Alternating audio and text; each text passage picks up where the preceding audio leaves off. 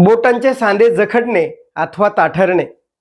बोटांच्या सांध्यामध्ये हाडामध्ये तोडल्यासारख्या वेदना होणे,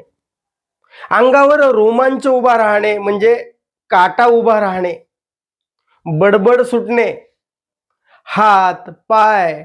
पाठ आणि डोकं यामध्ये वक्रता निर्माण होणे म्हणजे बेंड होणे एका बाजूला, म्हणजे हल्ली जी फ्रोजन शोल्डर असेल अथवा सर्वायकल स्पॉन्डिलायटिस सारखे प्रकार असतील, ही लक्षणं वाढलेल्या वाताचीच असतात.